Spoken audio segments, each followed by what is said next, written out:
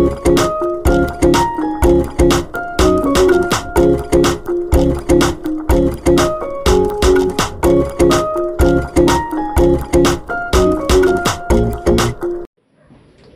ayan, bali ano ngayon mga tol, loading day. Ayan, first lap natin ng Allbird APR saka CSW. Tapos last lap ng pan race natin sa CSW. Yung pan race sa APR, wala pang result eh, hindi pa sila naglalabas eh. Ayan, so siguro mamaya may lalabas yun. Bali yung sa 4 laps saka 3 laps yun yung iniintay natin. Ay nakasali to eh, itong Grisel saka yung isang yun. Tingnan natin kung anong magiging ranking nya. Ayan, so bali ang ilo-load natin mamaya 13. Iiwan natin yung yung dalawa. Ito saka ito yung moving walang buntot. Ayan, ito yung yung nagkasakit nakaraan.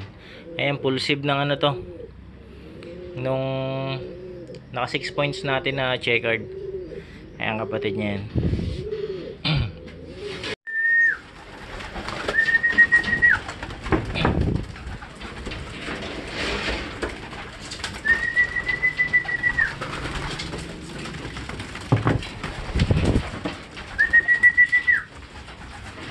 So ayan mga tol, maging maganda sana ang lipad nila sa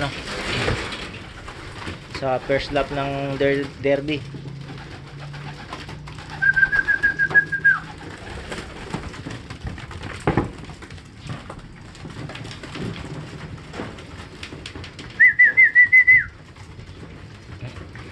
Ayan yung leading natin sa pan race sana maganda rin yung lipad niya sa linggo.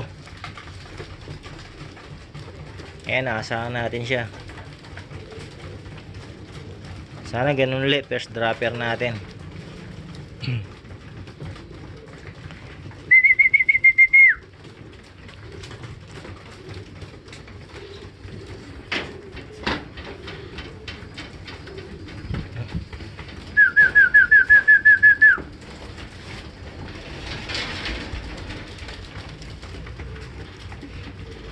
Ayan, saka itong itim na to, sana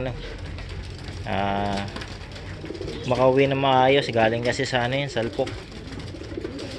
Tapos pakpak pa yung tama niya. Good luck na lang sa kanya.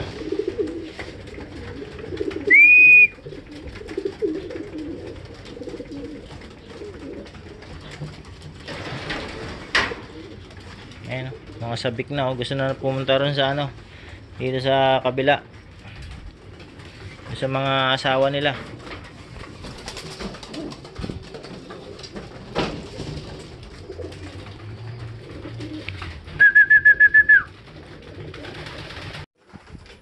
So ito mga tol, papakita ko sa inyo kung paano ako mag-motivate ng ng Allbird. Ayan, pag sinabi kong Allbird, edad 2 years old mga tol. Ayan, ito mga 2 years old na to yun, saka itong tatlo.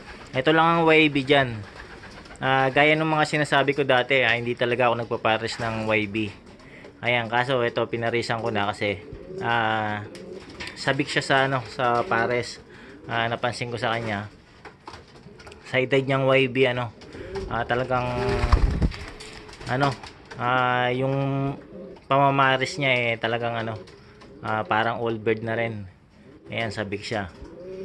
Ayan, yun nga, pag YB hindi talaga ako nagpapares tulad na itong mga YB itong nasa pangalawa. Ayan, kumbaga sinasabik-sabik ko lang sila. Ayan, ganito yung ginagawa ko since pan race pa lang. First lap ng Allbird pero first lap ng derby pero medyo maaga pa yon. So ang ginagawa ko sinasabik ko lang. Ayan, saka last lap ng ng pan race. So ang ginagawa ko sinasabik ko lang sila. Pinagsasama ko sila pero lang hindi matagal. Saglitan lang. Ayan. So ganito yung ginagawa ko. Ayan, since wala akong ibang mga hen, ito na rin yung mga ginamit ko, yung mga panglaban. Ayan, na-motivate na rin sila. Ayan, baba natin yung mga ano, pares nila. Ayan, yung apat na yan. Ayan, kabisado na nila. Tapos isang ano, done. Ayan, kabisado na nila yung routine. Pero hindi ko araw-araw ginagawa to mga tol, no? Ayan. Ayan lang yung discard ko dyan. Para sa akin, ito yung ano, mas okay kapag ano, sinasabit ko yung mga panlaban ko. Para lang to sa ano first lap. Kasi masyado pang maaga yung derby. Saka sa pan race. Ayan, alam na nila yung mga pares nila.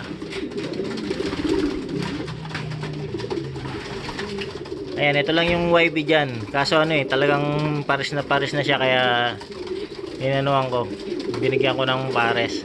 Kumbaga exempted lang siya. Hindi siya tulad nito mga YB na to. Ito, hindi sila katulad ng mga ano, nung isang yan. Ayan, ganyan lang mga tol ang ginagawa ko. 30 minutes lang yan. Hindi ko sila pinapasampa. Ayan, pag sinasabik, no? Pero iba yung pagsasamahin ko sila, paitlogin ko. Pero itong mga to, plano kong paitlogin to kasi mga 2 years old na to eh. Ayan, kung nandiyan pa yung mga pares nila, kasi yung mga pares nila nakalaban din eh.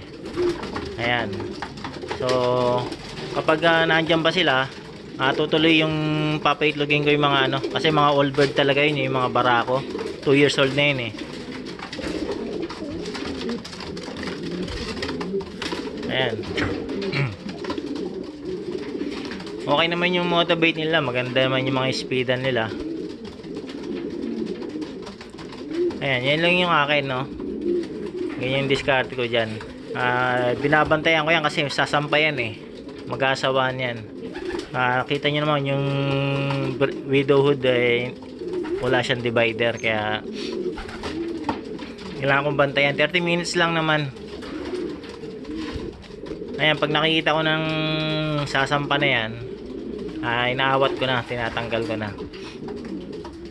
So loading ngayon mga tol, ayan yung diskarte ko. Pinapakita ko yung pares, sinasama ko sa kanila ng 30 minutes. Ayan, saka ano, pag arrival hanggat maaari, yung mga pares nila nandito rin, para nakikita nila na pag dumating umuwi sila, nandiyan yung pares. Ayan, yun nga lang, syempre yung iba nakalaban din, so uuwi talaga silang wala yung pares. Lalo na ibang club nakaano yung yung mga pares nila, kaya magkaiba talaga yung uwi nila. Ayan, tulad nito mga tol, itong grizzle na to, ang plano ko rito ano eh, ayun yung pares niya. Ito yung naka leading natin sa pan race yung babae. Ang plano ko talaga dyan, sa CSW ko rin lalaro to, itong grizzle. Kaso dun sa loading, isang crates lang yung ginagamit. Dahil sa isang crates lang, nag-decide ako na sa APR ko na isasampa tong grizzle. Ayan, kasi parang magiging useless lang yung ano eh, yung pag-motivate ko sa kanya. Ayan, pinapakita ko yung pares niya. Tapos pagdating dun sa crates, makikita niya, nandun din yung pares niya. Guruin mo, 2 gabi silang nandun magkasama.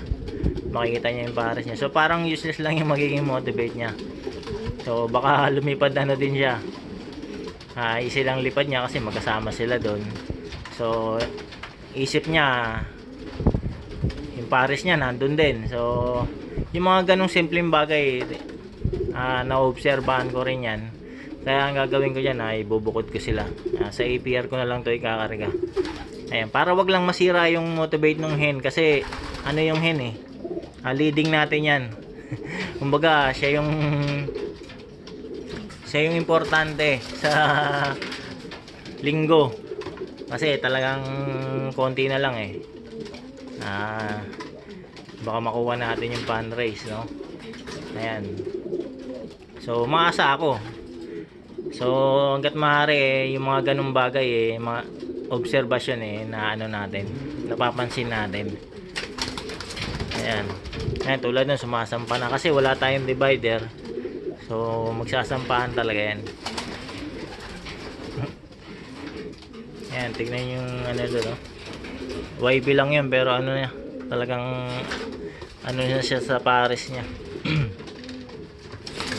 Hindi ako nagkakamali, mga 9 months old lang yun. Ayan, so ganyan lang yung sa akin mga tol. Para lang to sa ano pan race saka yung mga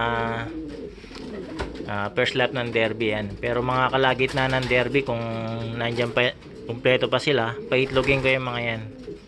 Ayan, mahirap lang sa ano sa hen, mag-timing. Kasi, ang hen kasi kapag kinakarga mo, minsan, dapat within 10 days, iitlog na yun Pero minsan, lagpas 10 days na, ayaw pa umitlog. Ganun yung napansin ko sa mga hen kapag kinakarga mo. Hindi tulad sa barako, madali lang mag-motivate. Talagang bigyan mo lang ng pares. Ayun, kaso kasi baka matimingan na iitlog siya araw ng karera o kaya loading. So mahirap yung ganun. Dihado ka na kagad. Ayan, so tignan ko na lang sa derby kung ano magiging discarte dito. Ayan, pero sa ngayon ang purpose ko dito yung sa pan race natin. Ayan, saan pa siya. So ayan mga tol, ayan yung ano style ko sa pag-motivate sa kanila. Ayan, maya lang tanggalin ko na to mga to. So hanggang dito muna mga tol. Ayan, abangan natin ulit ito sa linggo. So hopefully maging maganda yung lipad nung hen natin. Ayan, basta makauna lang ng labas ng ano yan, ng crates, sisibat na yan. Ayan.